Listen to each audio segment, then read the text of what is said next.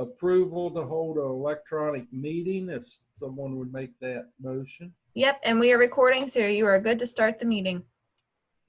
Okay. I'll make a All right, I heard somebody make it and somebody seconded, so to have an electronic meeting, let me roll call. Otis? Yes. Wendy? yes. Buzz? Yes. And Bobby? Yes. Then I declare that to be affirmative. So we are having an electronic meeting. Okay, we do have a quorum present. Are there any additions to the agenda? There are additions on this copy in red. Okay, we'll take them as we get to them then. Thank you, Rachel. Hi, everybody. Hello. I hope this is our last Zoom meeting, but we'll see. Okay, approval of minutes. The floor is open. I'll make a motion that we approve the minutes as submitted. I'll second. Okay, we have a motion and second. Roll call. Yes. Otis? Yes. Wendy? Yes. Buzz? Yes. Bobby? Yes. Approved. All right, treasurer's report. Okay, so I'd actually like to hold off and table. We've never done this before, but I wanted to maybe hold off on the approval of the minutes until maybe next month. I know that there was 1 month where when we met out in the parking lot, we didn't have materials and information because of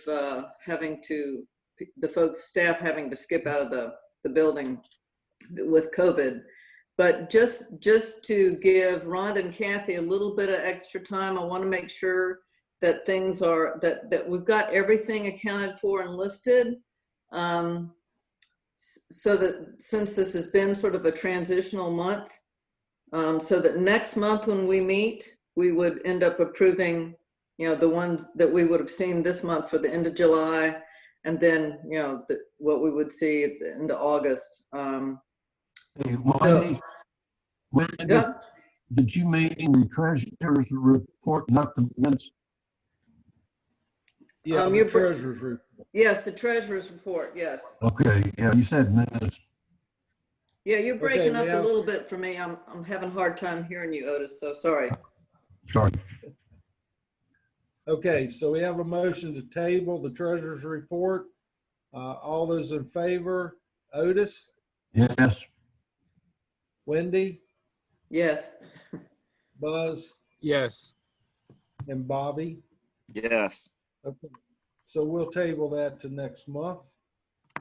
And so the budget and actual kind of goes with it. That goes with it. I mean, yeah. All right. I mean, just, Okay. Well, let's move on down then to agency reports. Mr. Mark, you got the screen.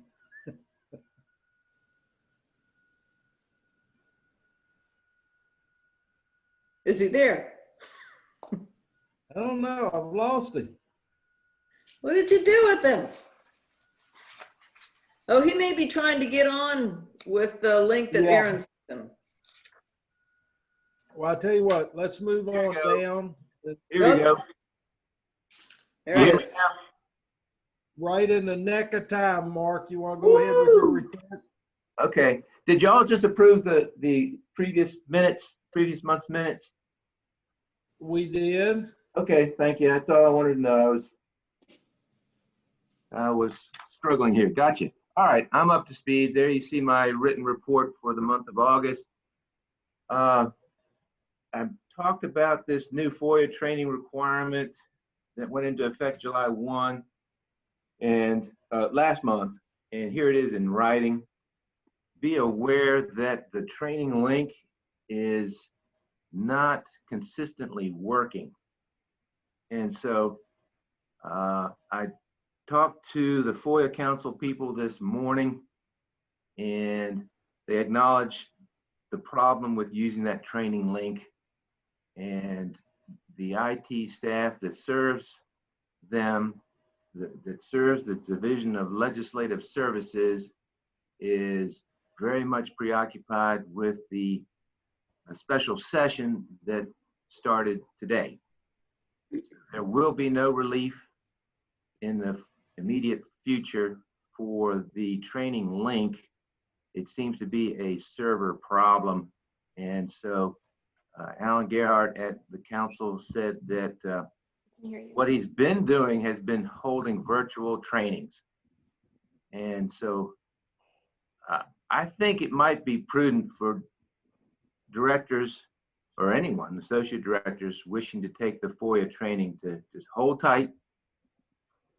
Alan and the FOIA Advisory Council will be sending out a mass email to elected officials after the special session closes, offering virtual trainings. And he says he's done these for some of the localities. Fairfax had some 600 people or so, or something for Northern Virginia. It went, maybe not 600 at Fairfax, but he's had some massive virtual training sessions.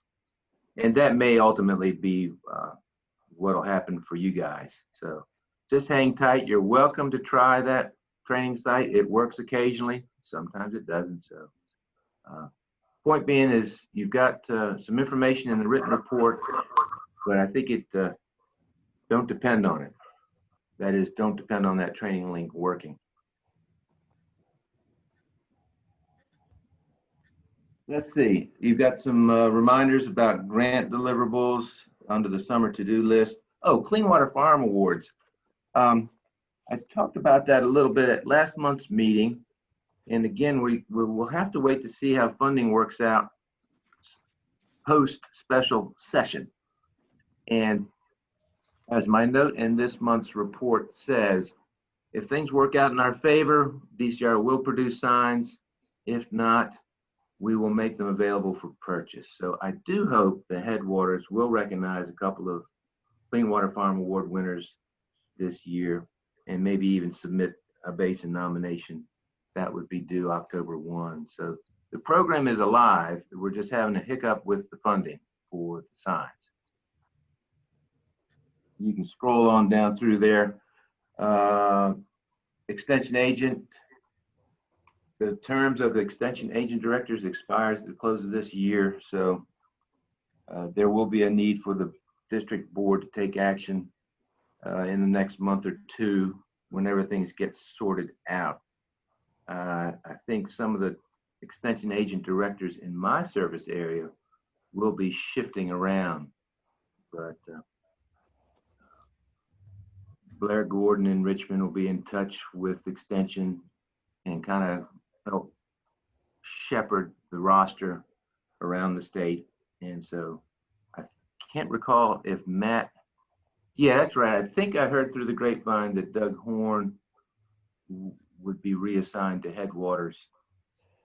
Anyway, stay tuned. There'll be some shifting. Or no, maybe Doug is going to Shenandoah Valley. I can't recall, but the topic is something that will be on a district meeting agenda in the next month or two, or certainly 3. The paperwork needs to go to the state board in advance of their December meeting. It's at that December meeting that state board will make the actual appointments. So we got a little bit of time, but just a heads up. Let's see. I think your staff was able to participate in the audit kickoff webinar, at least Rhonda. Is that so, Rhonda? Yes, I did. Yeah, there'll be an audit of Headwaters, just a 1-year audit, such that the books for fiscal year 20 will be audited. And as we transition from the era of Kathy Perry to the era of Rhonda Klein, there'll be a clean transition. And I think that'll be in all of our favors. And it does present a little bit of a staff burden. I'm hopeful that Kathy will be able to help Rhonda through that. I'm most grateful that Kathy's been willing to come back to a certain extent. Yes, I'm so grateful for that, for sure, and I know Rhonda is as well.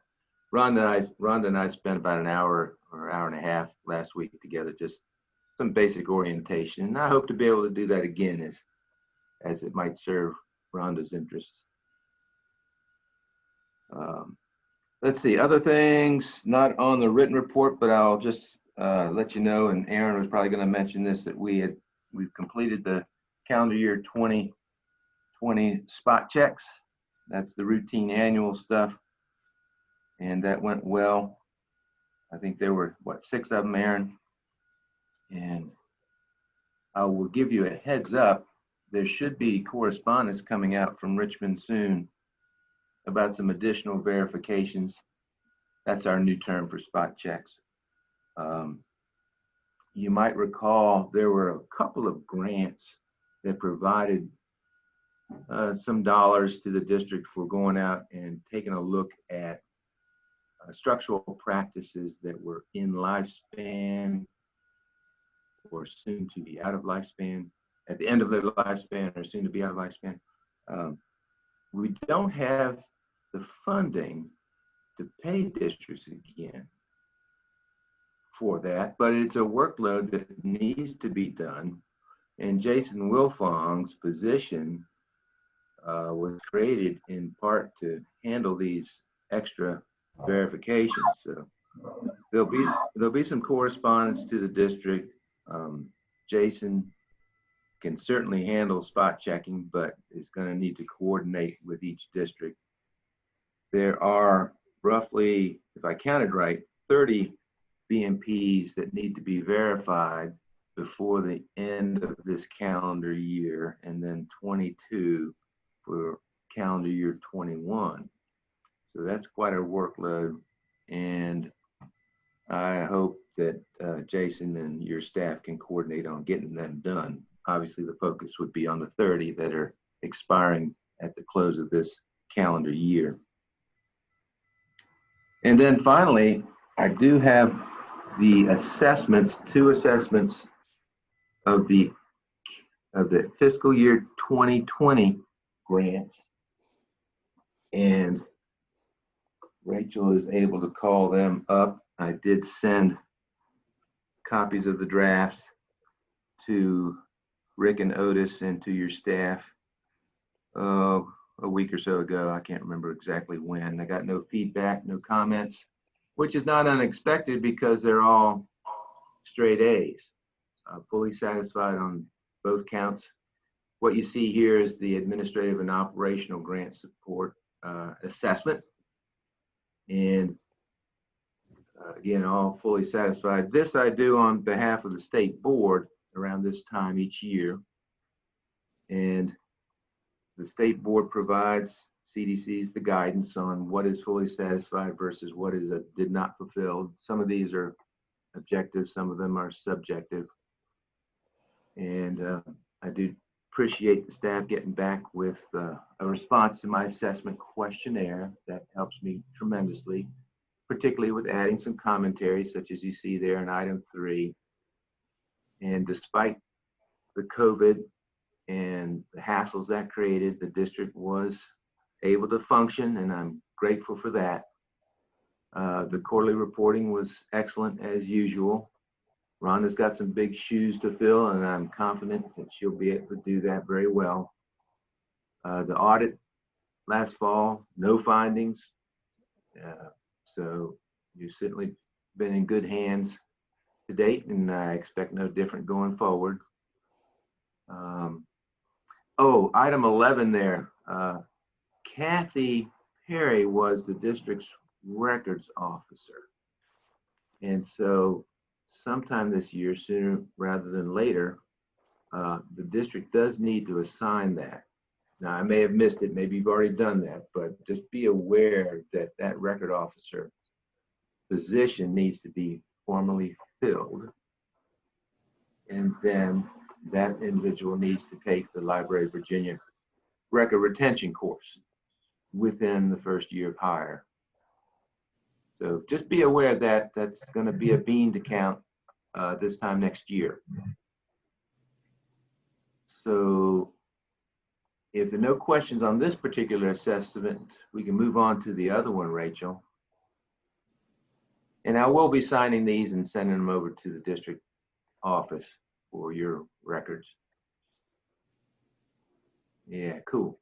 And again, fully satisfied. And as I usually do in this first item, I choose to put in just a summary of what was accomplished in the fiscal year.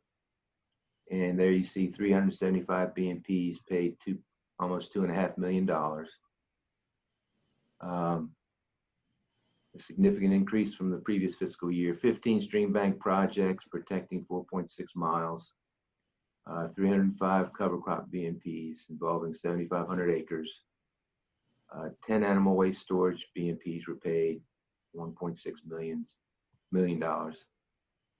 And the last 2015 SL6 was completed. So we're done with the 100% SL6s that have lingered for years. So that's a cause for celebration. So a big year for the district. You can skip on down through there, Rachel. I don't know what other comments I might have added. Okay, there's item 5. No district in the state has any excuse for not fully satisfying this because the districts were all given the opportunity to return unneeded allocation. And the district Headwaters did transfer out 1.25, but of the remaining, you obligated 99%, so that's super. The end of year cash balance reports received, much appreciated. And gosh, I didn't add any other comments to that, but you all did well. And I'm proud of you. I thank you. And Hey, Rick and Mark, can y'all get that report, that assessment out to the rest of the board? I'd leave that up to Rhonda or Rachel. Okay. Yeah. Yeah, ordinarily it is passed out at the meeting, so Right. there's no problem getting it out. Okay. Oh, and also, Rick, when I sent the draft out, which is unchanged from this, I did also attach a variety of reports from tracking showing accomplishments.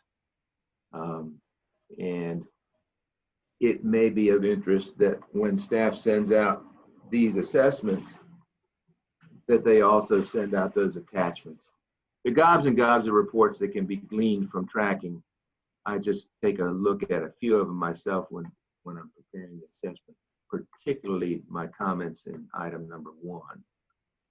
But there are a couple of tables that I sent that are year-to-year summaries. Those are kind of interesting to see what stream exclusion accomplishments are over the past, I don't know how many years are in there, 15 or so. And you can sort of see the ebb and flow of the workload. I think there was maybe a summary report for cover crop implementation. These sorts of reports can give directors and staff a view from the 30,000 foot level, so to speak, of the rhythm of life within the district insofar as BMP implementation. And they're kind of interesting. So I'll leave it at that. Unless you've got any questions. I appreciate the good work Headwaters does. Okay, thank you, Mark. Any questions or comments for Mark? Thank you, Okay. Rachel, for having those. You're welcome, Mark. And I will also send out those tables because I do have those as well. So Okay, great. I'll probably send the signed copies once we get those from Mark, just so that you can see that we received it. So Okay, I'll scan those over to you later today. that sounds good. All right. We Oh, ready and to move also on then? DeBose, I believe, has joined us if he can hear us. So You can add him to your list to include for roll call voting. All right. Are you with us, DeBose? Yes, sir, I am. All right, buddy. Good deal. Chime in when you need to. I will. I'm not All bashful. right. I know that, and that's great. All right, let's move on then to NRCS. Bobby, have you got a report? Sure. A couple things to report. Matt Lohr, Chief of NRCS. Many of you may know him. He's from Rockingham County. He has decided to step down from his position. It's actually kind of a funny story. I was the opportunity to interview Mr. Lohr through the leadership development program I'm in through Virginia Tech. I interviewed him last Friday, or 2 Fridays ago, and anyway, I finished my interview with him in 10 minutes. He's saying that he's going to step down. So I hope I didn't ask him too many hard questions, but we are sad to see Mr. Lohr leave. As far as our office is concerned, we are 85% of the way through developing EQIP contracts for this year. The total amount that we plan to obligate this year is a little over $500,000. And we're completely finished with developing the conservation stewardship program contracts for this year. And the amount of funds obligated under that program equals $362,000. So all I really have to report today. Thank you. Okay, any questions or comments for Bobby? Thank you. We'll receive your report. Okay, going down the list in front of us, we did get a written report from DEQ. Yeah, I don't have anything from Patty or Mary or Leslie or any of the other planning commissioners or Samantha or Jason or Austin. That takes us down to Friends of the Middle River. But before Dave, you say something, I wanted to go back on the written report of DEQ. Did y'all notice that July the 20, let me see, I got it here in front of me somewhere. That on July the 22nd, 42% of our state was mapped as abnormally dry. Now, since that date, we have gotten choked with water, but there were a lot of places close to us that were really suffering, and some of it did result in permanent crop damage. So just keep in mind when I hear people say, man, when is this going to stop? There were people in our area that were hoping they could get some of it. So that was an interesting point. I think I saw where on John's list, he was going to take care of working with the 319 funding. Is that correct?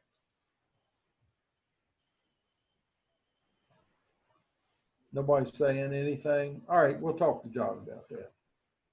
Other than that, those were the points I picked up from the DEQ report. Anybody else have any comments? Okay, Dave, you're on board. Well, year 2020, the year of cancellations and postponements, is following that trend with Friends of the Middle River. We had to cancel a float trip earlier this month due to high flows and turbidity, et cetera. And our annual cleanup, which was scheduled to start on the 15th, was pushed back 1 week, and we're fingers crossed that we're going to be able to start it this weekend, and it'll run for 1 week. Starts the 22nd and ends up on the 30th. So that's if the river starts behaving itself. Checked it this morning, and flows are still too high, still way too much turbidity to be able to start to clean up as of today. So whether it'll settle down enough by this weekend remains to be seen. So that's really about all I have to report, and we're waiting and wondering and hoping. Amen. Well, don't get out on it if it's too rapid, Dave. No, we actually already had one group that went out before all these before the monsoon season hit, and actually extracted 20 tires, among other things, a 55-gallon drum and a number of other things. But the big catch, the catch du jour, was a tractor tire that was still on the rim, and the farm manager of the property adjacent to the river where the tire was helped us winch it out of the river with his four-wheeler. So that was that was a big catch, so to speak, a citation. Amen. Amen. If we haven't done any, so we don't get any in the river again at all, at least we got 20 tires and a bunch of other trash out of one section of the river. So we didn't get shut out. Well, the question is, where's the rest of the tractor for that tire? Still looking for it. I think it washed downstream, actually. I was only partially jokingly suggesting that we just put a big net down at Port Republic before the middle flows into the north, and just catch all the debris down there, and it would make the cleanup a lot easier this year. Because I'm sure I watched a lot of stuff floating down the river in front of my house, and I'm sure it's a lot of it's rearranged. I'll put it that way. Yeah, it is. All right, thank you, Dave. Any questions, comments for Dave? If not, we'll move on. Otis, you're up with dams. Okay, the Hardstone rehab, that's complete. We can take that off the list and Okay. just take it off completely. The dam mowing, Michael has completed that. Zion Marine out of Tennessee has been selected to do the mid-level gate installation at Inch Branch. They were out there last week with a diver to inspect the riser. The installation should be complete about February of next year. This says 2020, should be 2021. It's going to take 20 weeks to fabricate the mid-level gates. So that's why it's being stretched out so far. Stony Creek invitation for bid will be released for button clearing. We're finally getting around to that one. The last item on here, it says rain gauge. It's actually a level gauge. We're going to install that at Waynesburg Nurseries. So we've got most of the equipment here. Michael's going to do it. I questioned him why we're picking Waynesburg Nurseries to do this, mainly because it's the first one to be rehabbed under the state guidance. But DCR wanted this because they wanted to check the levels, because you know that one seems to lose a lot of water. It just goes off to a small pond by itself off in the distance. So anyway, it's, DCR wants it there so they can monitor the disappearance of the water out of that pool. And unless Michael's got something else to add, I really don't have anything else to add, Mr. Chairman. Okay, thank No. you, Otis. I don't have anything either. Okay, so nothing in your report requires board action. Is that correct? No. Okay, Correct. thank you, thank you. All right, let's carry on then to financial legislative, Wendy and team. Okay. So as Mark mentioned, we have we will have an audit for this fiscal year. Some point before the end of the year, we had asked as a follow-up to the communication from Mark and Blair Gordon that we be put toward the end, just because it allows Rhonda more time and Kathy together. So it's not like one more thing being thrown at Rhonda. So maybe that will make it a little bit easier.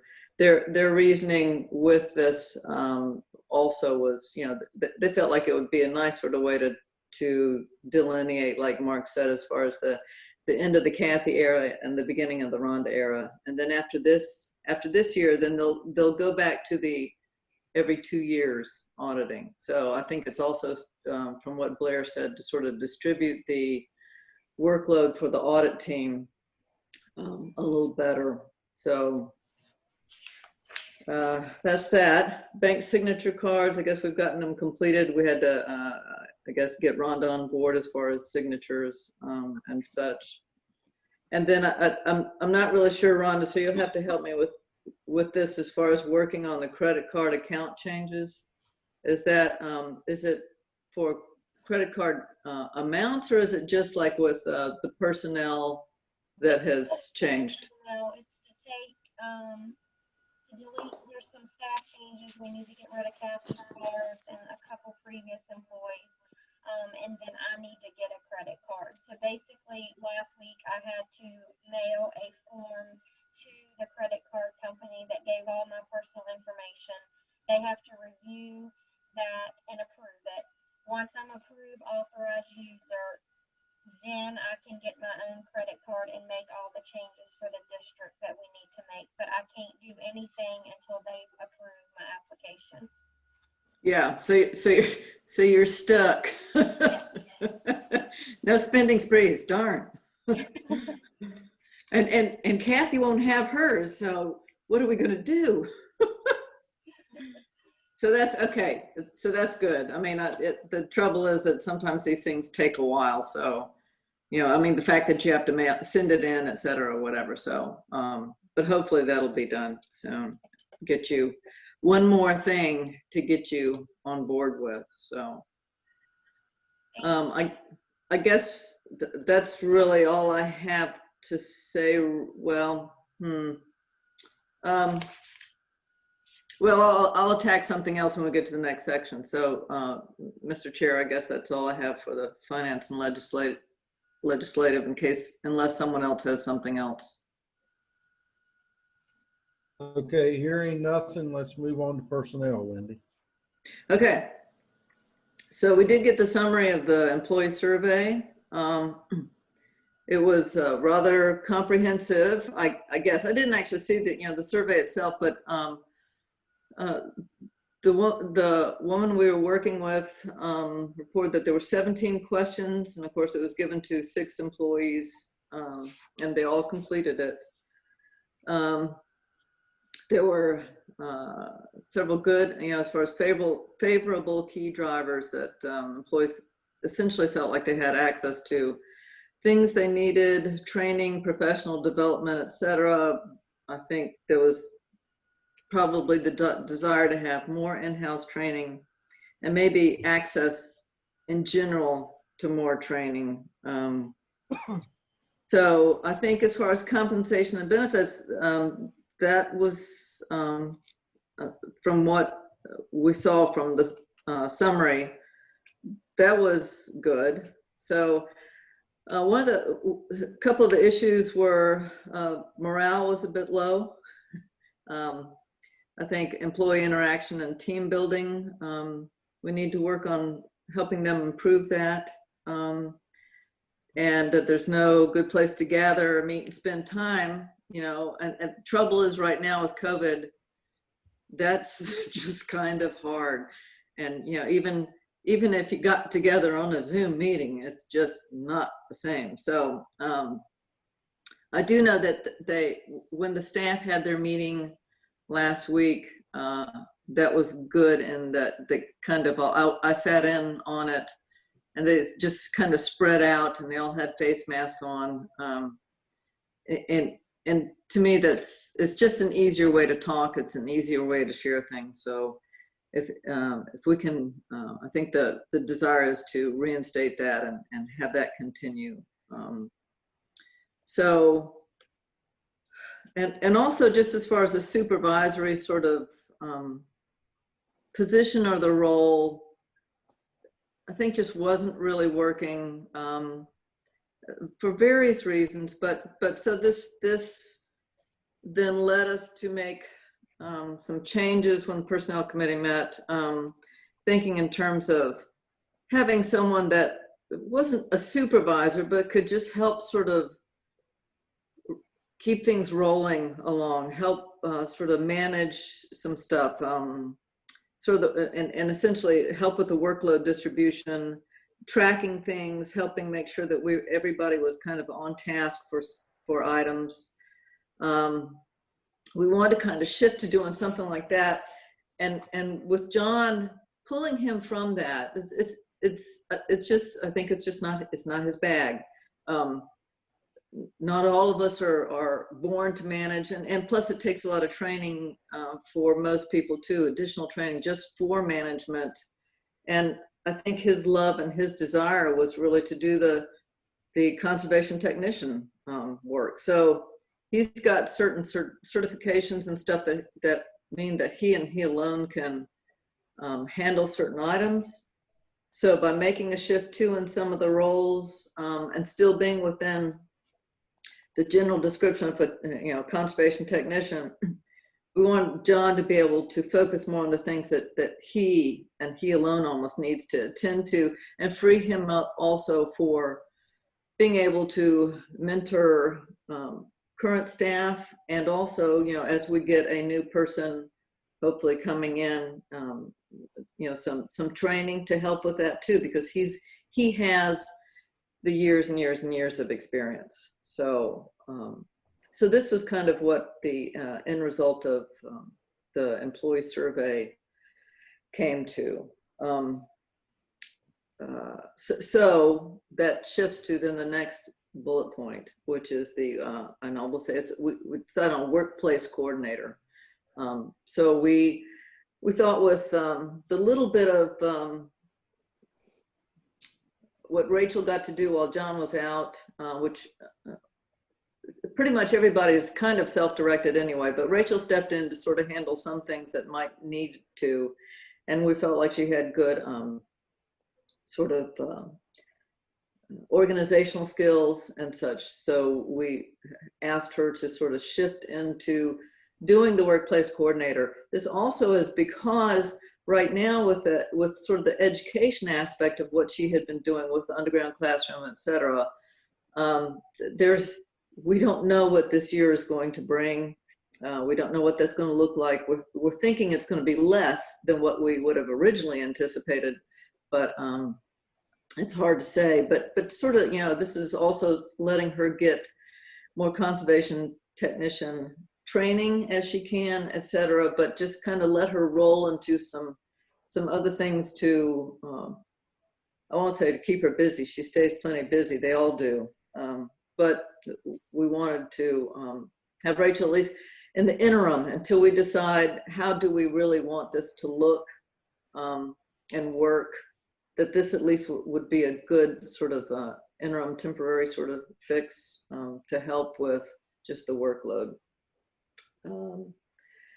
So I will go from that real quick to say that we, in doing the survey, we had an outside consultant work with us, and I wasn't sure, Rick, if we had actually approved money, whatever, but I know we had talked about, paying the person for doing the work of setting up the survey, and then also there's a whole thing that, as far as reviewing the questions, analyzing the combined survey results, and summarizing them, et cetera, and all the time involved, et cetera. So we have a bill for $500 that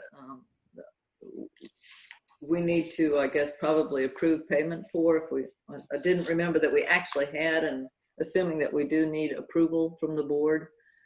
And also I wanted to check, I wasn't sure exactly what fund that would come out of, but so I guess at this point in time, I would like to make a motion that we approve the payment to Joy for the $500 for the consultation work that she did for the staff survey. I'll second that. Okay, we have a motion and second. Again, we'll have to go down the list, and as soon as I find my list of everybody again. All right, affirmative, Otis, Yes. Wendy, Yes. Buzz, Yes. Bobby, Yes. and DeBose. Yes. Okay, that is approved then. Thank you. Okay. All right, Wendy, what's next? Okay. So the conservation technician position, we have it out there, which is great. We've had over 30 applications. I think Rachel might have a more complete tally at this point, some of which it is amazing. I think even Rachel might have mentioned the fact that, it pops up for certain people to, I don't know if it automatically submits their applications or whatever, but you look at their background, you go, what? So some of them are not even anywhere close to what we need, but some of them, I've seen some that I think look pretty good. So, and they are coming from outside the area too. I didn't realize you could get a degree in global affairs. Well, you probably can, yes. Well, yeah, we had one applicant that's where their degree was in. Yeah, yeah. It's amazing these days what they turn out. So, but anyway, so it looks and we'll cut off. Essentially, we have the cutoff date of the 21st, so we'll have a good bit to go over. But we've already been looking at them, and we will set up meetings the beginning of next week to start going through them. Rachel and John, those are all going to give their opinions, their thoughts as far as what the applicants look like. So it won't just be us. Anyway, so that's really good.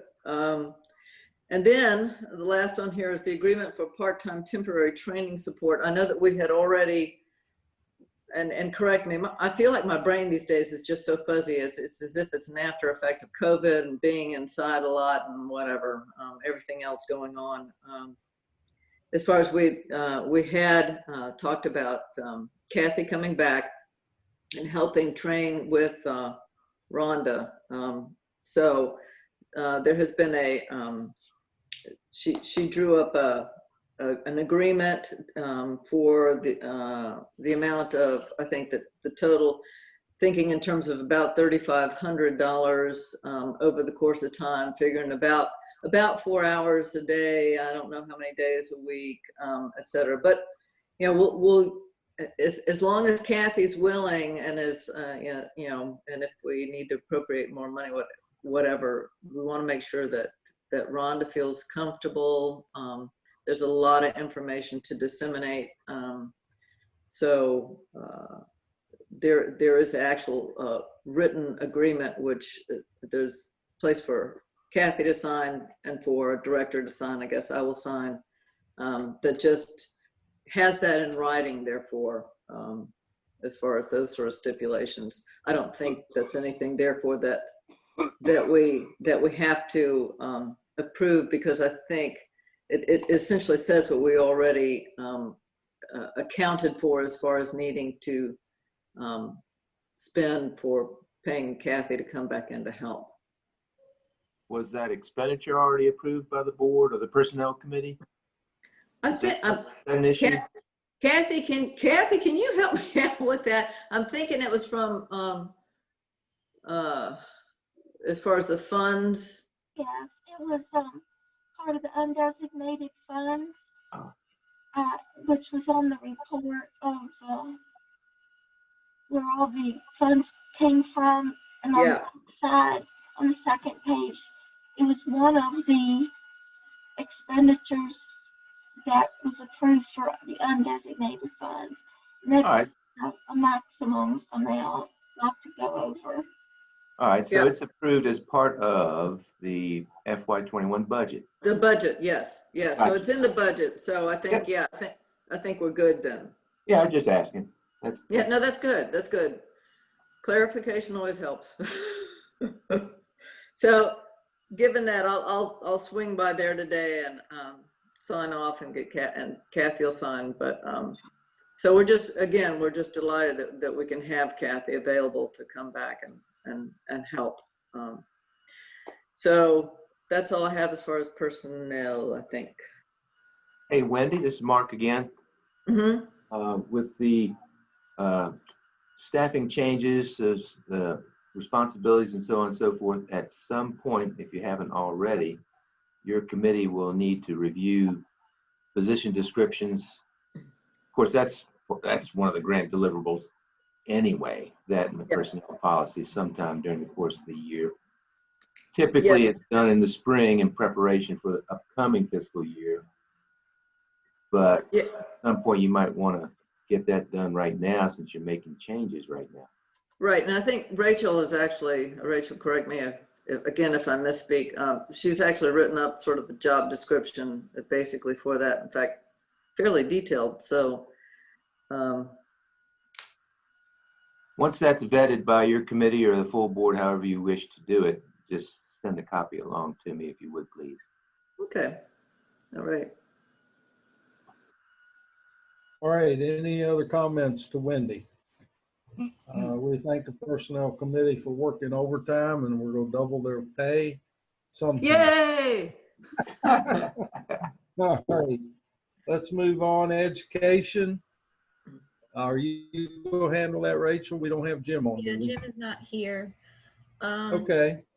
First bullet point, Stanton Parks and Rec, their program coordinator reached out to me. They're starting back up with some programming, hopefully this fall and this September, somewhere around in there. And with that, obviously there will be registrations limiting participants, but they reached out to us to look at environmental education programs, specifically using their outdoor spaces.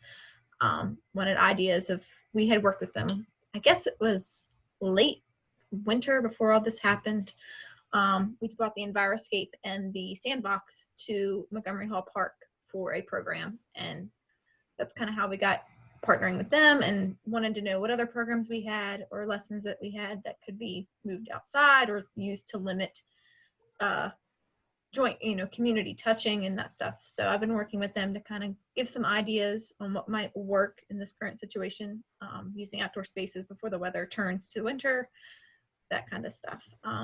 It's not on here, but I did learn that Waynesboro is now all virtual for the first semester. So I have we've been in contact with Waynesboro Public Works. We work with them to give watershed presentation programs to all fourth graders in Waynesboro. Obviously now they are pushed back to hopefully the spring semester. All the fourth grades are still wanting us to come if we can next spring, and first they will need to get approval. But in the meantime, they are looking for virtual ideas. So we had sent, both Public Works and ourselves had sent I sent the link to our underground classroom video and that stuff, so that teachers have some resources to pull from for this semester. For the underground classroom, you will find us at Rockingham County Fair this week, 4 to 8 p.m. tonight, starting Tuesday night through Friday night. And I'm going to thank Michael. He's going to help me tag team that the whole week. That way we are limiting staff exposure. We have no idea how many people are going to be there. I do know they are limiting the 2 tractor pull ticket events to 1,000 people. I do not know what the gate, did hear that I think there it's is the a gate number. also, Rachel. Hmm? It's also the gate of 1,000 people. Yeah, I said I didn't know what the gate limit is. Yeah, I think that's also 1,000. Okay. So we don't know if they will be what to expect. Obviously, people are probably looking for things to do.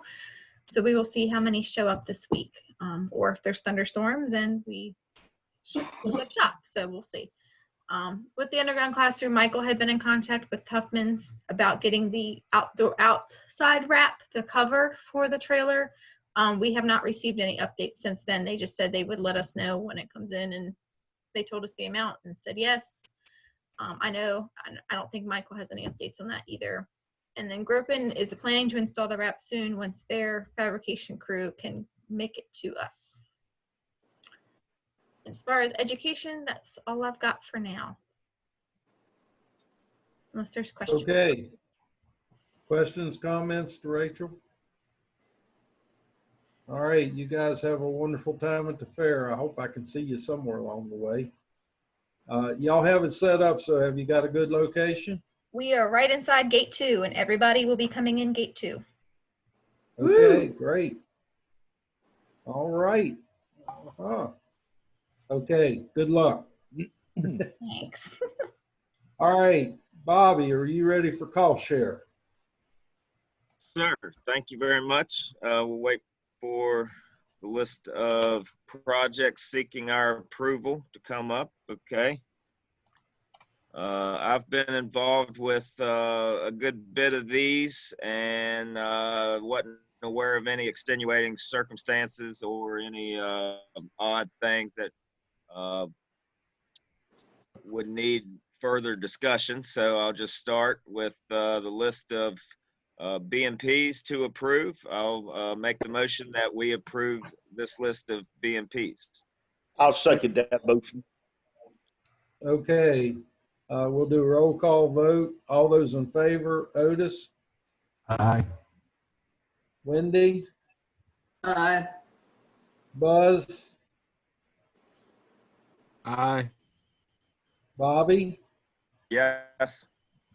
and DeBose. Yes. Motion approved. All right, next, a few conservation plans that were written that need our approval. I'll make the motion that we approve these conservation plans. I'll second that motion. Okay, all those in favor, Otis, Aye. Wendy, Yes. Buzz, Aye. Bobby, Yes. and DeBose. Yes. Approved.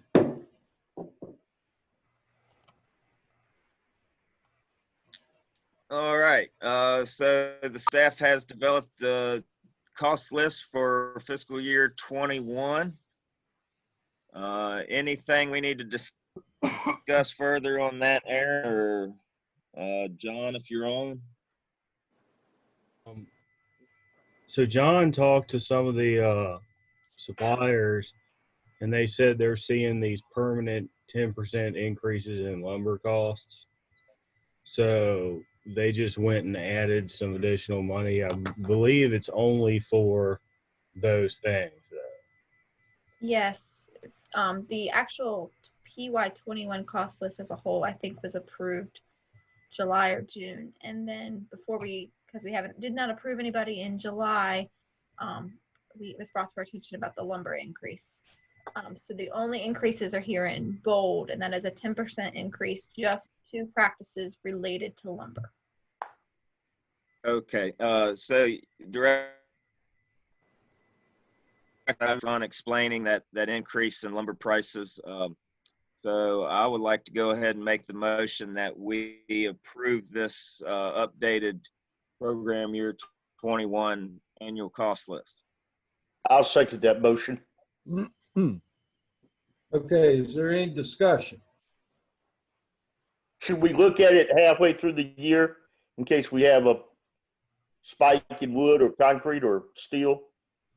Well, DeBose, I don't believe we're able to do that. I think, once you start approving projects based on this cost list, then we're stuck with it for the year. I believe that's the case. That's correct. Yeah. Now, if it is an item, Bobby, that hasn't been used to generate a cost estimate, you've got some leeway there, but please work with me in that regard. But as a general rule, once you start using figures on this list, it is set for the program year. The idea being that each of your clients is treated uniformly. Okay. Thank you, Mark. So in other words, if you do not have an animal waste facility to consider until the winter and hadn't been used, any of those animal waste facility costs have not been used, you might have a window wherein you could, for legitimate reasons that you all agree to, bump them up. Okay. I understand that. That makes sense. Okay. But right now, we're going to consider this 10% increase on the items listed. I need a motion and a second. I'll make that motion. Second. Okay. Any more comments? All right. Let's have a roll call vote for the motion. Affirmative. Otis, Aye. Wendy, Yes. Buzz, Yes. Bobby, Yes. and DeBose. Yes. Okay. Motion carries for the cost share. All right. Next up, some new DuPont funds were received, 400,000. Stipulations says we have to obligate those monies by November of this year and projects by November of next year. What else? So I'm having a little bit of trouble hearing you, Bobby, but I sent Rachel the map that I made of it. I don't know if we can look at that right now.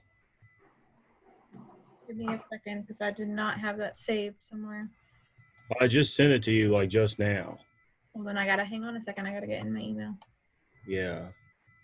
Well, anyway, y'all will see this map and it'll make a little more sense once you see it.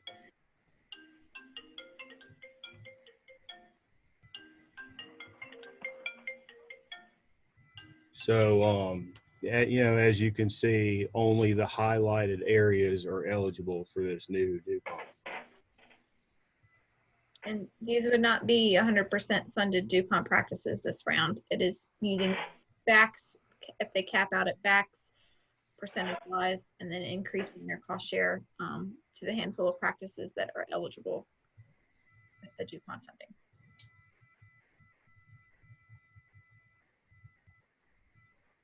Would we be able to spend this for have the interest there? Well, we've already got a list of 50 some people, so you don't see. I don't know exactly an amount yet, but it'll definitely make a difference. Okay. Yeah, I mean, yeah, obviously that's 400,000 is going to go a lot farther with more people than just because backs will be used first. And I know internally when staff met, we were, wanting to prioritize stream exclusions first.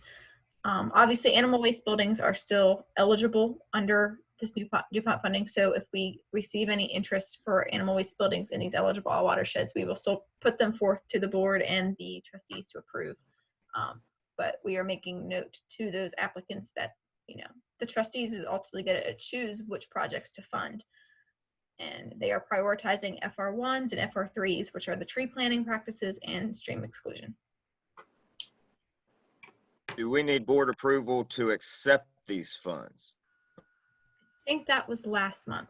Yeah, I think that's already That been was, done. that's what I thought. Okay. Yeah, this is just more explanation, I think. All right. Okay. I take that as information. I think that concludes the share report. If I Okay, may, if I may Go interject ahead. something, Rick, yeah, it's Mark. I will need from your staff what cost share dollars need to be dispersed in the letter that I am drafting this week. That will get cost share in the first quarter. There is quite a bit of 2020 Chesapeake Bay cost share that still needs to come your way at some point when it is needed. And of course, you've got a slew of approvals just today of 2021 contracts. And some of them, such as those CCI practices and even the SL1s, might need payment prior to the next disbursement letter in the second quarter.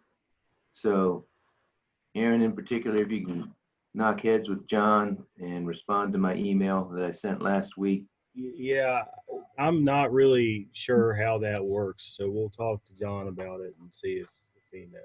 Yeah, give me a call, give me a number. Thank you, Rick. Okay, Mark. And thank you, Bobby.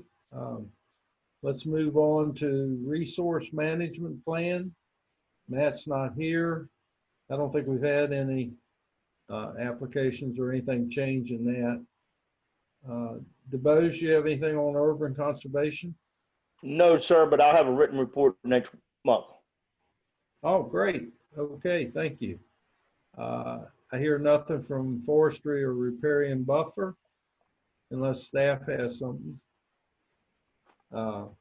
Easements apparently are fine.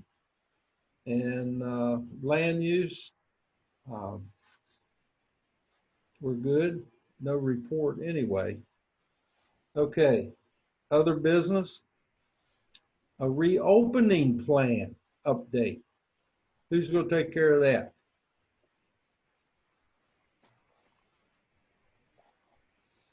Okay. Because you're closed. We're not going to reopen. I don't know if there's been any formal updates. I know Wendy was going to recheck it to see if we needed to change anything, but Yeah, that's true. And I still need to do that. I apologize for being a little lapsed, but yeah, so I guess it'll be me working with staff as far as what we need to do, what we feel comfortable with. I did, and I think I mentioned it last month, as far as, you know, the air's not the best in there. The cleaning hasn't been great, even though I think maybe they're wiping down a little bit more for COVID material, but a lot of it's going to fall. A lot of the assurances is going to fall on the actual staff, just to make sure that we can keep it, the type of cleaning, the wipe down that makes sense, that makes staff comfortable. The frequently touched areas they're supposed to be hitting, but if it were me, given other things, I'd go, well, okay, just to make sure, we'll wipe these door handles too, and such and such. So we will do a look at that, because I think it would be helpful to get more people into the office area and the interaction, even though it would be with masks for times that they are in close-ish proximity, but when they're in the safety and you know, back into their, it's kind of like whack-a-mole. When they come out, they have mask on. When they go back in their little holes, they can take the mask off, or to whatever comfort level they feel at that point, because the distance from other folks would be much greater. So yeah, I will work with them, and so let's say by next meeting we'll have something definitely drawn up. Okay, let me ask some questions just from the client perspective. do you allow clients in with an appointment at this point? Yes or I no? think the conversation we'd had is yes, they could come in with an appointment because we don't want them to just show up all of a sudden, just pop around the corner and Rhonda looks up and like, oh, there's someone standing there, and you don't know if they have sanitized their hands. If they don't have a mask on, it's going to be shame on you. Get back out the door, that sort of thing, because that material is there and available. And I know that the doorway coming into the actual open area, as you come down the little hallway and stuff, there's signage to let them know that. So I think, and y'all correct me if I'm wrong, the thing is, yes, they could come in with an appointment, but that's it. I mean, we don't want anybody just popping by. Yeah, I know Right. meetings have started, and I'm conducting them still outside, just since the USDA is still technically closed to the public. I feel that if they're still coming in their door, honor that side's protocol. So we've been doing those outside. Unless it's been rainy or drizzly, then we have a small table on the other side of the hallway, kind of between this back door and where Michael is, that if they can come in the Red Cross door, if we need to get out of the elements, and that'll be kind of the status quo if they still keep that other door locked close to the public in the wintertime. That sounds like a good Okay. approach. All right, how about the number of staff that are in the office now? Are y'all still rotating? We're all pretty much here now that we have closed doors. Everybody has an office space that they can close their door. We're pretty far apart.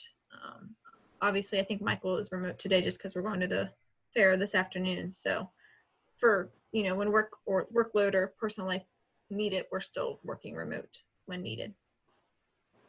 Okay, very good. Anybody else have any questions concerning the reopening plan?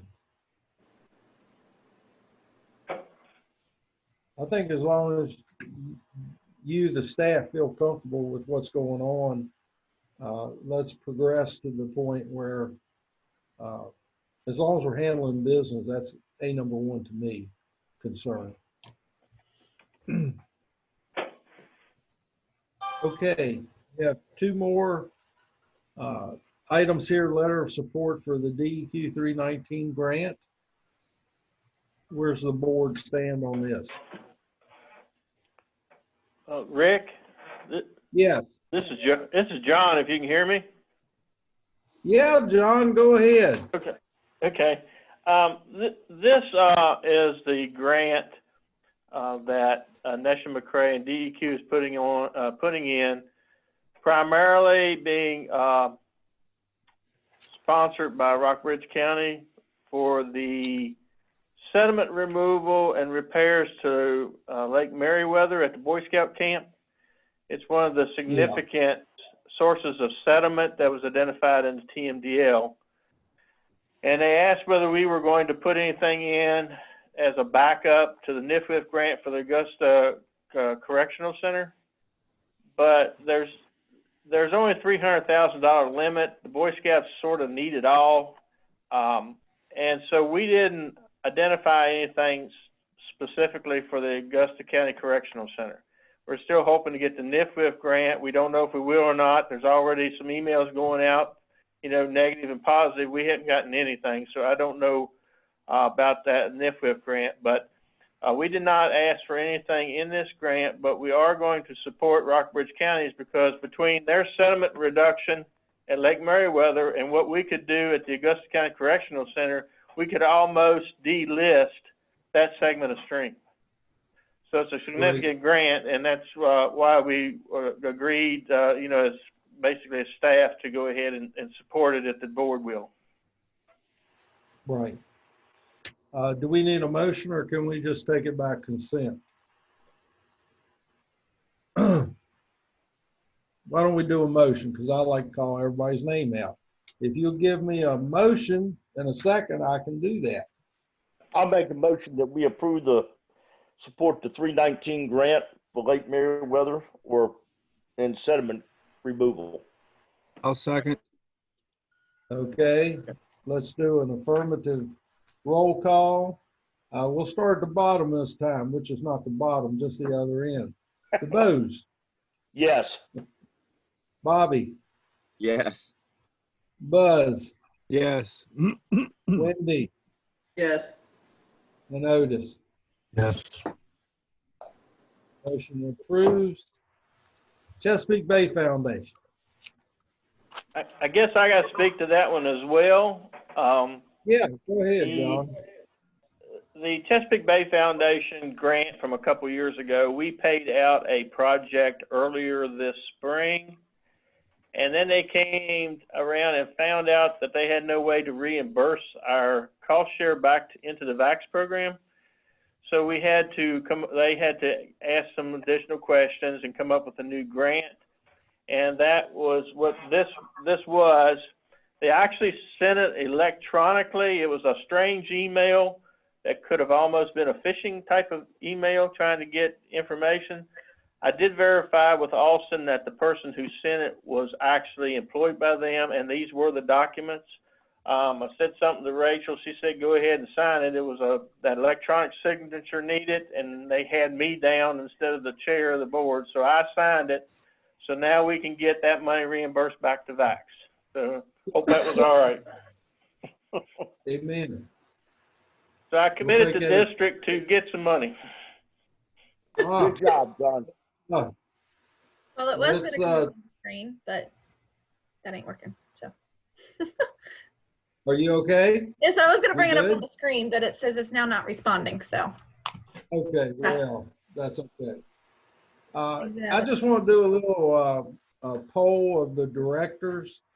If we can have a face-to-face meeting next month, are you in favor of that?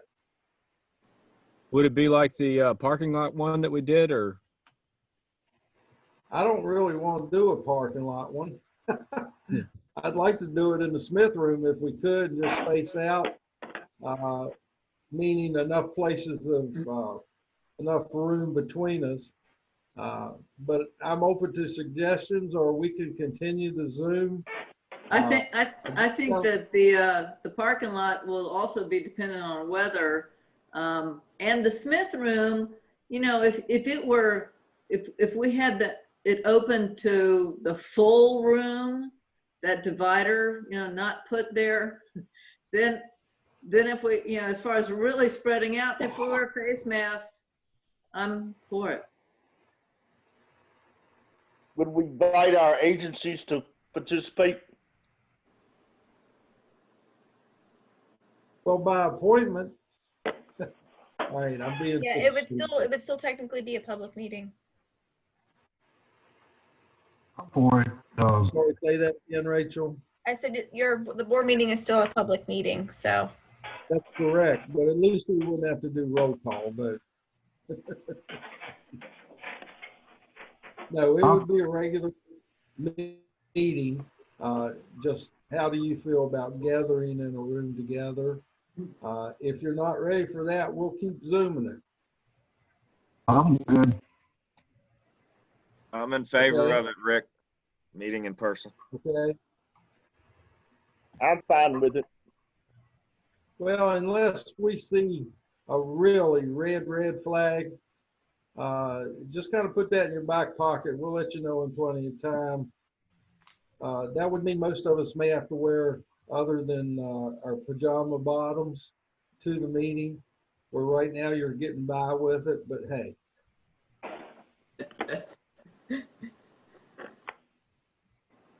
All right, that's all I have on the agenda. Yeah, that's all I have on the agenda. Does anyone else want to speak that hasn't spoken? All right. Good job. The work continues. Thank you very much for your efforts. I'll call this meeting adjourned. Thank you. Thank you. Thank you. Bye. Y'all be safe. Okay, you too.